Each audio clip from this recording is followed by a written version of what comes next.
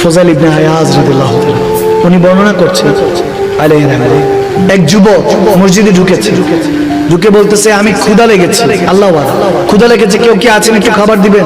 যে যার মতো কথা বলছে মসজিদে।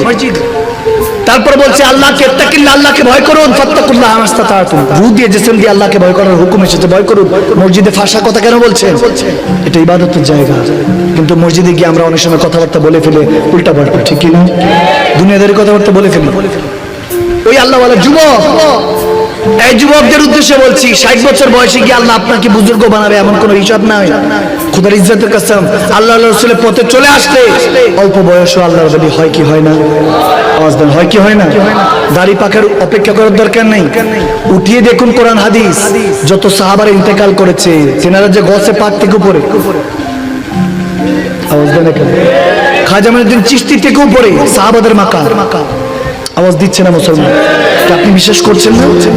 90 লক্ষ বেদিনকে কলমা পড়িয়েছেন খাজা মঈনুদ্দিন চিশতি, তো কি হয়েছে? তেনার উপরে, তিনি নিজে বলছে আমার উপরে মানে আদনা সাহাবা যিনি সকালবেলা ঈমান এনেছেন, দুপুরবেলা ইন্তেকাল করেছেন, ফরজ, যোহর, আসর, মাগরিব, এশা, দান, সদকা, জিহাদ, হজ, যাকাত কিচ্ছু নাই, তারপর সমস্ত ওলি আল্লাহদের থেকে উপরে, এমনকি ওলি আল্লাহদের সম্রাট গসে পাকের উপরে মাকাম, ঠিক কি না?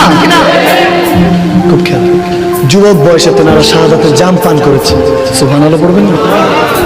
যুবক বয়সে এত দামি হয়েছে, তো ওরকম দামি হওয়ার দরকার আছে কি নেই? মানুষের কাছে নয়, মানুষ আপনাকে আজকে বলবে কি দেখছি না সিধা গিয়ে সুক্তান দিতে তসবি পড়ছে, তসবি মাথা টুপি নিছে, নামাজি দেখা, বলনেওয়ালা বলবে। ততক্ষণ জীবনে আপনাকে ভালো পরামর্শ দেনেওয়ালার অভাব পাবেন, অভাব নাই, ভালো পরামর্শ দেনেওয়ালার অভাব নাই। যখন বিপদে পড়বেন তখন বোঝা যায় কে আপন কে পর। সঙ্গ দেনেওয়ালা নাই থাকবে না, এজন্য নিজেকে নিজে সঙ্গ দিন। মানে আরাফা নাফসাহু ফাকাদ আরাফা রাব্বাহু, যে নিজেকে চিনেছে সেই প্রকৃত পক্ষে আল্লাহকে চিনেছে। সুবহানাল্লাহ। আমি ওদিকে যাব না। ফুজাইল ইবনে আয়াজ বলছেন, ওই আল্লাহওয়ালা যুবক ভয় শিখেছেন। প্রথম বলেছেন রুটি দাও, দেয় নাই, ভয় করো, আল্লাহকে ভয় করো, পায় নাই। কিছুক্ষণ পরে সে দেখা গিয়েছে নামাজ অবস্থায় ওই যুবকটা ইন্তেকাল করে গিয়েছে। সুবহানাল্লাহ।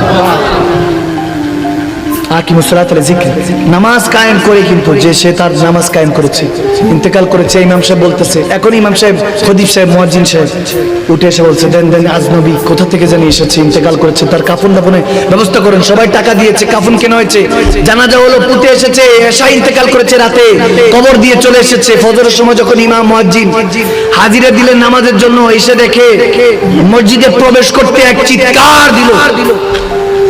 ইমাম আর মুয়াজ্জিনের চিৎকার শুনে এলাকাবাসী দৌড়ায় এসেছে, দুনিয়া দৌড়ায় এসেছে। চিৎকার দিল কেন?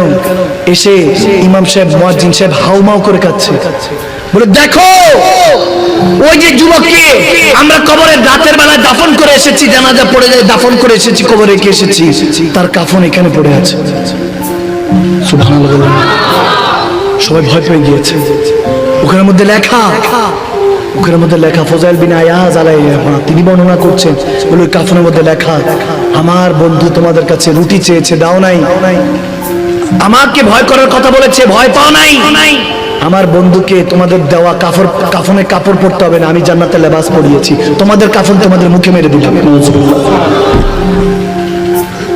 ভয় করুন, বিল লিসান তাসদিকু বিল কলব, অন্তর থেকে ভয় করুন, অন্তর থেকে মানুন। দুটা